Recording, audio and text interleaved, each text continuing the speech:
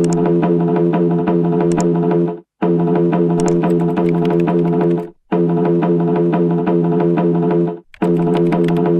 are you doing filming me? Jamal! My stamina's healthy, so it's music, no more beating the shows. Not just in it for the peas and the gold. I'm just a kid who dreams bigger than the rest. Now I'm living them correct here, sitting in the SB, if you need a bar, then get me. Educate yourself, see it's not the money you make. It's compulsory, some are calling it poetry. SBTV.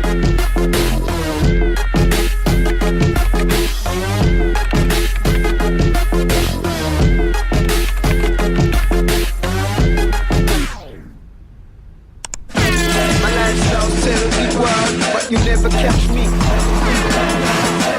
Explosive style, don't think I'ma blow, I get therapy now. SBTV. It's like a tractor, I ride smooth, beat like a train. Choo choo, go hard, go faster. Stack peas every day. I ride smooth, beat like a tractor.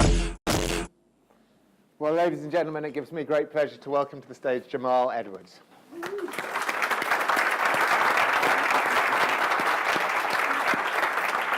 So just to say a few words about this man as he steps up and introduce you as best I can, Jamal. You established SBTV, or you started out when you were about 15, right? Mm-hmm. And since then, you are now sort of one of the biggest online platforms on YouTube for sort of youth. Mm-hmm. Do correct me if I'm wrong, but you know, you have kind of gone from, I think, without wishing to drop a failure in there, but not getting an internship at MTV to going back to tell them how to do MTV better with an £8 million empire. Yeah, that's sort of embarrassing for MTV, right? And it's sort of 10 years old this coming up. Yeah, 10 years this year. So it's like sort of a decade. So now it's like, I remember I had a chat with Island Records CEO, Darkest Beast, and he was like, you're 10 years, you're like halfway to a career, you still got another 20 to like another 10 years to go. So like, my next sort of 5 to 10 years is sort of really making a mark. And I feel like the past 10 years has just been like building a brand and sort of getting it out there and creating a team. So you're playing the long game, really? Yeah, fingers crossed, yeah. Because when I first started, everyone called YouTube like a fad, like you couldn't build a business on it. I couldn't earn money off it when I first started. I was working in Top Man for about 4 years, and I used all that money to put into my tapes and my video cameras. And when I go back and say, yeah, I want to work for YouTube, my mum was like, yeah, whatever. Like, parents didn't really believe in it. And it was just that hard work of trying to convince YouTube to give me an advert revenue partnership, which then allowed me to then earn money, which then allowed me to employ people. And go through all of that just over the past 10 years. But now I feel like YouTube is a force to be reckoned with. People sort of like look at it as like you can actually make a career off the back of it. No, that's amazing. I mean, going back to that, you did 4 years where you were doing another job at Top Man. Yeah. So why, you know, if you weren't earning any money from this thing, why were you doing it? I think I saw a gap in the market at first. And the fact that people used to say, oh, you can't do it, and I was going to college as well, so I went to college and Top Man and doing the YouTube, and it was just the fact of people saying it was nothing like it, which was online, and that just sort of gave me inside, like, I've got to do something, I've got to carry on. There's been so many ups and downs, there's times where I had to quit, I couldn't afford tapes, all that sort of stuff. And then once it started to pick up, the Google Chrome advert was the first bit where my mum's friends were calling me, oh, your son's on TV. And then my mum allowed me to go out and start filming all that, because it was just like a long, they didn't really understand what I wanted to do. It was like you film people, you put it online, like what else happens? But your mum gave you the camera, right? Yeah, I know, it's so backwards, but yeah, I don't think she would expect me to go out into my area and start filming my friends. I just thought, I was a big Steve Irwin fan, so I used to film a lot of like insects in my garden. I think she in the first thing, she was like, I was using the camera for that, and then when I started going out in different areas outside of West London where I'm from, that's where she was like, whoa, what is this? And then she just take my camera away from me, so you're not going there and all this. But yeah, I've been through that phase. So, you know, so many questions, and just so you know, I'm going to fire a few questions at Jamal, and you know, it's my privilege up here, but I'm going to throw it open to the floor pretty soon as well. So, you know, do keep them in mind. How did you transition then from the Steve Irwin sort of type things to you know, finding this gap in the market? Was it a kind of like you spotted the gap first, or was it just doing something that kind of made sense, was fun? I don't know. Yeah, so I've always said when you're making a piece of content, there's like 6 rules. There's like, I don't know all of them off the top of my head, but one of them is not being covered by mainstream media. Yeah. Like hero content, like inspirational content, scary content, funny content, and something else. But the main 2 that I had was it wasn't being covered by mainstream media, and it was entertaining. So after I sort of had that in my head, I always tried to look for artists that weren't being covered by mainstream media and didn't give the chance for them to be featured on a platform. And when it first started, it was mainly underground. It was a lot of grime and rap, and obviously now grime and rap's taking its stage. And then I started filming singers. And the first sort of singer I filmed was a guy called Ed Sheeran, which at that time, it was like 7, 8 years ago, we did You Need Me, I Don't Need You. I put that online, it just got millions of views. Like, everyone was just like, wow, he's singing, rapping. And that helped me break out sort of the underground scene, and it helped him get into the underground scene, so it was a perfect partnership. And then off the back of that, that's where I had the labels come up to me and say, oh my God, you put Ed on early, who else have you got under, like, on your platform? So then that's why I did my record label, and every time these things sort of happened, it allowed people, business, brands, my parents to like take me a little bit more seriously. But you've got, I mean, and you've written a book on self-belief, right? And how important that is, because, you know, you've kind of come with people saying, look, what, I mean, YouTube was what, a year old or so? A year old, yeah. When you started, so it wasn't like this was a well-trodden path. It wasn't like the influencer model was up and running. Like, you were breaking new ground. So, what gives you that self-belief? The passion. I think for me it was just a passion of being able to film artists that, again, that weren't being covered, and I feel like that is what inspired me. And then it also excited me when I started doing stuff like I had a range in Top Man. I used to work in Top Man.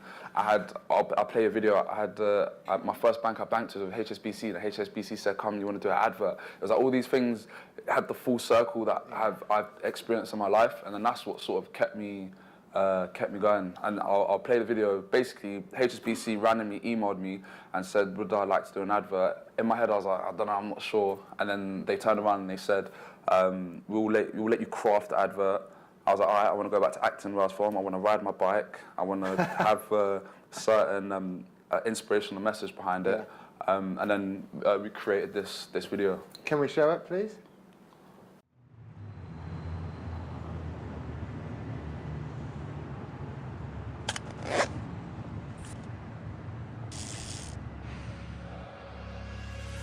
They'll say it's impossible. The teachers will say that you lack concentration. But once you discover your passion, you'll never lack focus again. You can't be scared of failure. Failure is not trying. No matter what you do, there will always be doubters. Just don't become one of them. Surround yourself with believers. Some of the strongest voices in your life are already around you. They'll be the ones who will have your back when times are hard.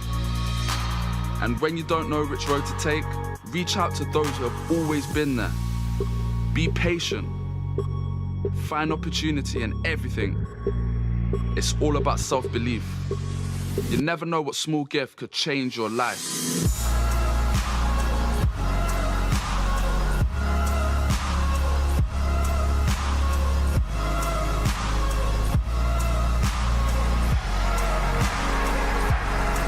Stay humble, keep your feet on the ground. There are those who look at things and ask, why? I say, dream of things that never were, and ask, why not? Your ambition is possible. Yeah.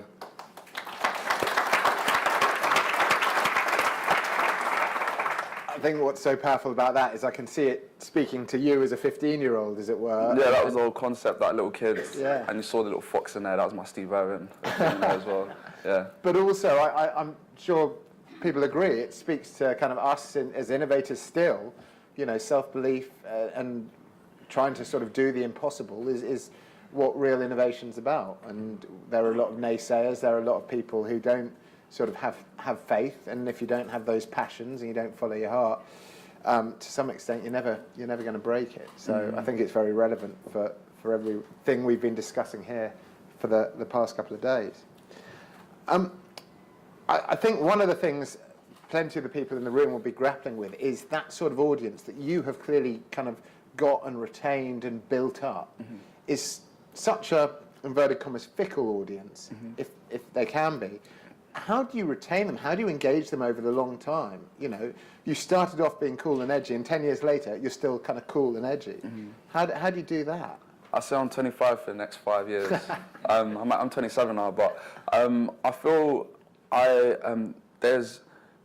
I feel like I'm the millennial generation everyone talks about, but there's these 15-year-olds now that are just like crazy. Like they're born into this world, and it's just about trying to empower them and bring them in your circle. I'm not gonna be cool and edgy or whatever for the rest of my life. You'll be a dad at some point. Yeah. Like I feel like it will carry on. And I've always tried to make sure I keep the young ones that are coming up now, because they're the scary ones. I feel like I've helped open the doors and break down the doors a little bit, but the ones that are coming through now, I don't know what. It's just on another level. And but are you giving them kind of control? Are you giving them kind of opportunity to? Yeah. There's a guy that I met. He's 13 years old, and his parents brought him to my office, and he already done his own event in his area in Lewisham. He was wanting to be the young mayor for Lewisham. And he wanted to create something like SBTV, but for dancers. Right. And I was just like, just to keep those people around you in a circle, because he inspired me in certain things and the approaches that he had. And I feel that will always keep me sort of reinventing. But I always think over the past 10 years, I've had oomph moments. That oomph moment to me is like whether I do a film or do a range of clothing or HSBC advert, and as long as I keep those moments going, I always feel like I'll be relevant within people's heads. Like even when I came out of the station here and someone wanted to take a selfie with me, someone didn't know who I was, but someone did. It's like, oh, don't you know who he is? It's like people still get excited, and I've always said if you lose that excitement, that's where SBTV will. That's where I have to hold my shoes up, I guess. But well, that's the humble bit, right? As well. It's staying grounded, and one of the guys earlier was talking about, we got proud. Lego talking about, pride comes before a fall, right? So staying grounded and having those people around you sounds like it helps with that. Yeah. And then just final question from me before I throw it open to the floor. Again, you started off, you were kind of in your back garden, you were with a camera from your mum. You're now a business, $8 million empire or £8 million empire. You're kind of increasingly going into different walks of life. How do you maintain that sort of entrepreneurial mindset? How do you kind of stop that fear of failure? Because you've got more to lose now, right? I say so my next plan, there's a few things that I recently worked on something with Selfridges in Birmingham, where I did a pop-up radio store, and all these things that I do. And there's we're working on a film with NBC, which hopefully we start production by the end of the year. But that's sort of one of my big things, is people will sort of open their eyes to. And I've always said if I'm gonna fail, I want to fail in a big way. So I would I'd rather not fail quietly. So if I do something, and this is especially the NBC stuff, and I've got a YouTube film which we're currently working on, I'd rather take the calculated risk, and if it does fail, then I've sort of learnt from it. But I've always said I want to fail in a big way. There's a guy called Max Lusada, and he I had a meeting with him, and he's creating some new agency called Firechat, and he said to me he'd rather speed in a car and crash massively than speed into a car and only crash a little bit. And that's what sort of in my head, I just said, all right, cool. That's what I'm going to do. I'm going to take a risk and do it in a big way. I'm going to do a disclaimer here. Please don't speed. No, I'm joking. Guys, I'm sure there are plenty of questions for Jamal. I'm very comfortable down here. So if you can stick your hand right up, and Max and Martina have the boxes. Just down here. Max is coming around. Oh, is that Mike? That is Mike, yeah. That's cool. There you go. Is your audience millennials or also Gen Z? And then if they are Gen Z, how do you keep on top of what is interesting for them and how to stay relevant to them? So one thing that I always find interesting is when I started at 15, 16, the audience was my peers. So it was, they've grown with me. Now my highest audience is 25 plus. And it's weird. It's so weird. So they've grown up with me. It's like when I bump into people, it's like they used to watch me in school. And how I get the newer kids that are coming out, I literally either ask my younger siblings what is it they're watching, what is it they're doing, and I try and just take everything I get. So I've got a younger sister, she's playing music. I was like, I need to get those people on the channel. And then in the school, all the kids are watching that, and it was music that I didn't really necessarily know about, but that's how I sort of keep up to date. But the audience has grown with me as I've sort of grown as well. So extensive market research. Which, Well, from just it would go down well at PepsiCo, right? I asked my younger sister. I don't know, does that make sense? Yeah, sort of, yeah, because I always, when I started, I used to film what I was interested in, and then luckily loads of people was interested in that as well, and I think that's what helped me, yeah. Brilliant. No, I just know that companies like PepsiCo, and luckily for us, do spend a lot of money on market research. And I believe, I've never done a focus group, but I hear about it all the time. You can come and be in one. Yeah. I would do that because I feel like there's so, like I do it the sort of do it yourself way that I've learned, but that doesn't mean I'm closed to new things. Sure. And I feel like when I was meeting loads of brands in the early day, they was closed to new things. They was closed to YouTube, whereas we're open to like experiment and stuff. Nice. Yeah. Two quick questions. Yeah, hi. Hi, Jamal. Hi. First of all, fantastic, superb. Two quick questions. One is,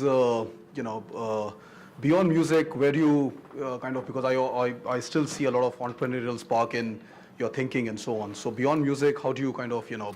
Where do you go from here? Number one, and number two,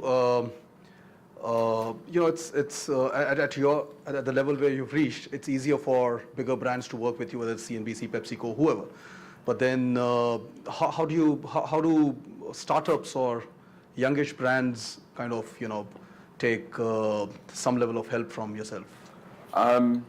So the first bit, I've always looked at SBTV as music's being my entry point. So, I'm interested in sport, fashion, comedy, games and gadgets, and I feel like music's helped me get into these meetings and get in to meet these people. But I won't sit here and say I'm an expert in fashion, comedy, games and gadgets like how some people say I am in music. So I'd find people that are in these other worlds and collaborate with them.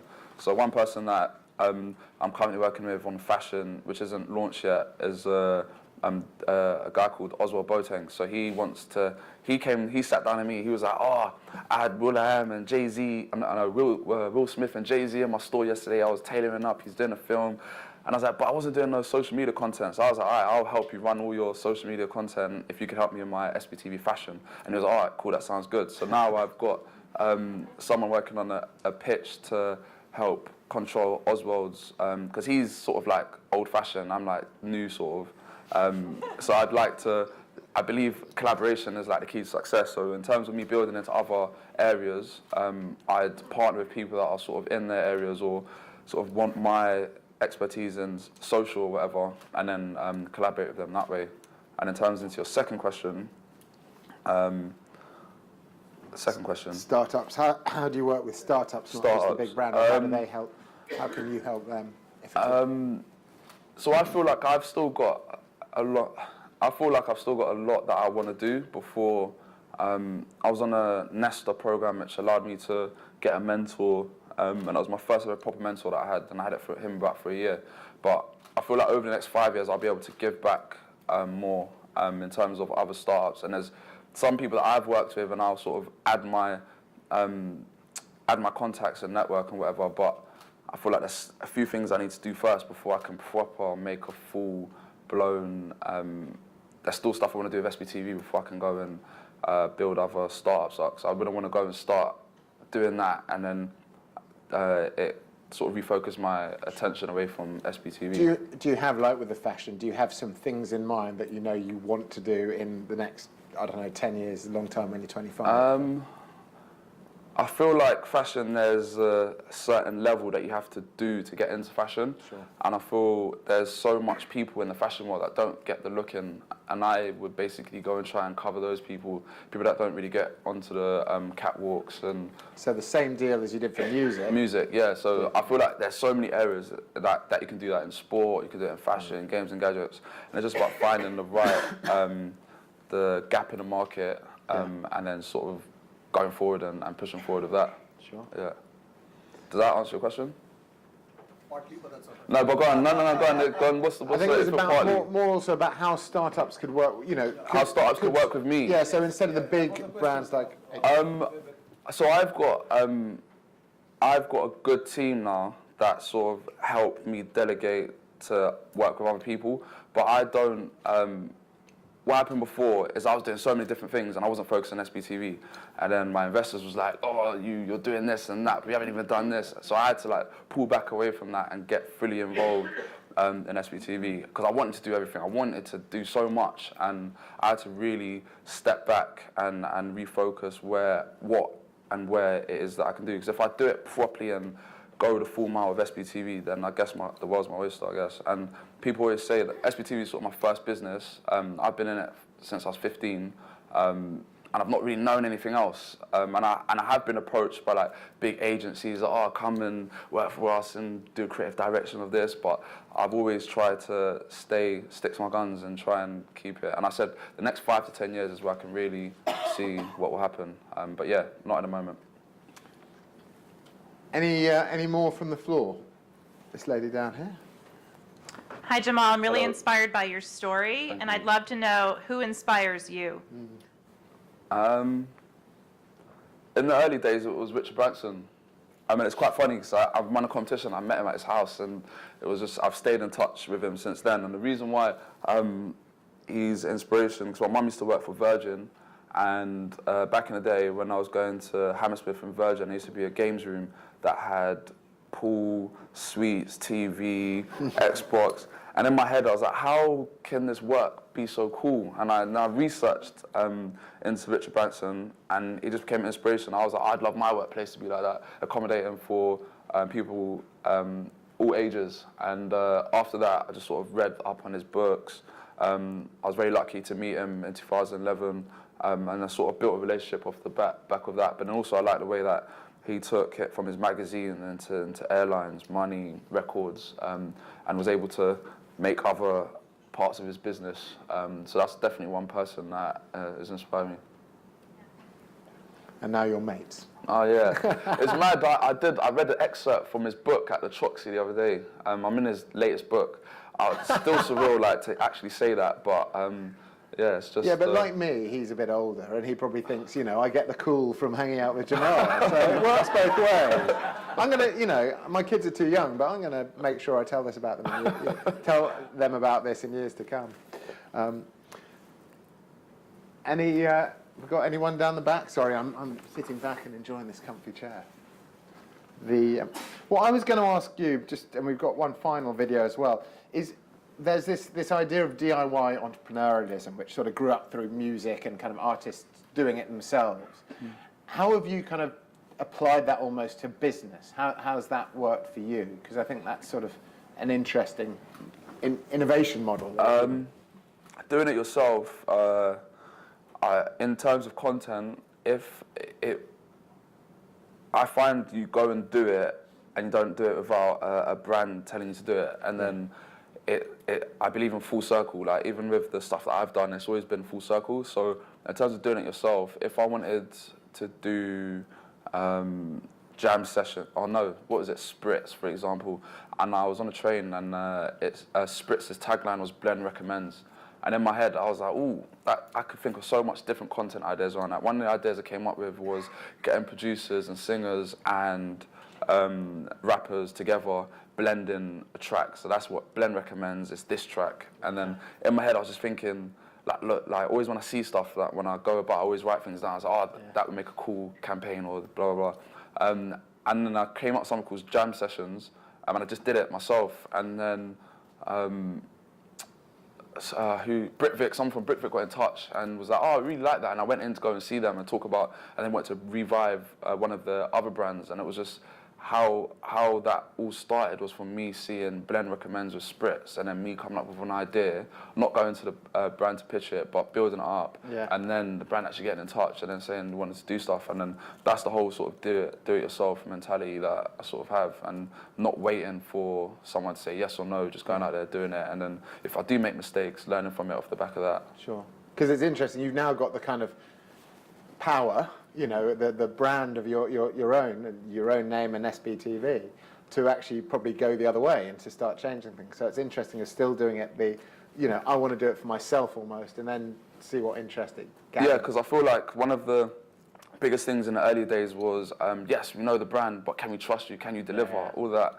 And that's when I started to get much more senior people involved. So I've got like 2 senior people involved at the moment who have like that 20, 30 years of experience. So when I go into these meetings, they're like, all right, cool, you've got Jamal, but then we've also got people that will deliver on the work as well. And that's what I'm finding much more recently now when I'm going to have these meetings is it's all good having the creative, but then you've got to have the manpower to be able to deliver it. Sure. Yeah, and back in the day, I think I was silly to that. I was just think, yeah, we can do it, and not actually do it. Not saying, how do I word that in the right way? But it's like being able to know where your strong points are and your weak points. So I wrote down all my weak points and then try to find someone that is the strong points of that, and then just stay to the other side for the strong points. Yeah, good self-awareness.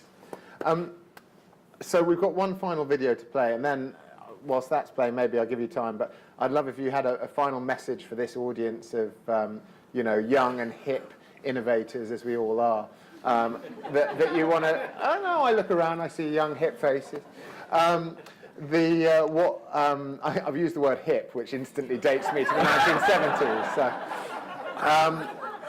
but enough of that. But yeah, if there was a message that you might give us about kind of innovation and being creative as well, just a final thought from you, that would be great. But maybe we can show your video. Oh yeah, this is just sort of like a little brand video, which is where SBTV is now. This one's the more brand heavy one compared to the other one, which is a bit more funky, but I don't know, it's like a little short video. Hi, this is Ed Sheeran for SBTV. This is 10 years to the day that SBTV uploaded their first video, and 7 years to the day that SBTV uploaded my first video for them, which started my career properly.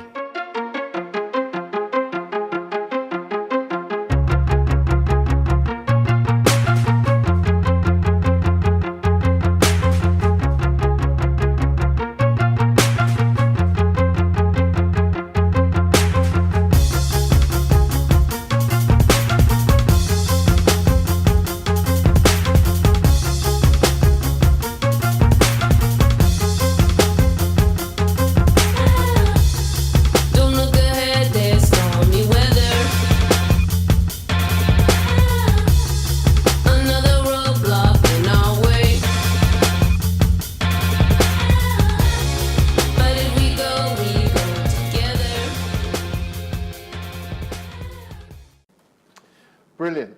Thank you. And your final message, if I can ask you to give us all a nugget of wisdom. Oh man.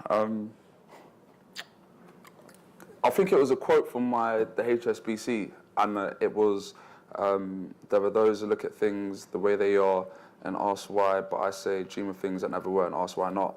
And that simply is the fact of, in terms of innovation, if I think of all the things like why not, I would try and attack it and try to think of why can't you do it. And an app, I think there was an app where you got off the train at a certain carriage and you walked straight off the exit. Someone obviously was really angry that they kept having to queue in the back and get out of the station last, and they created the app, and then it solved everyone's problems. And I feel like problem solving is a big thing that I've always tried to push for as well. So solving problems could be the smallest problem, and SBTV, the problem for me was I couldn't find the content I wanted to watch, so then I solved it. And I think those are the sort of two little gems that I have. Brilliant. Guys, it's been an absolute pleasure. I'm sure you'll agree. Thank you very much. Thank you, mate.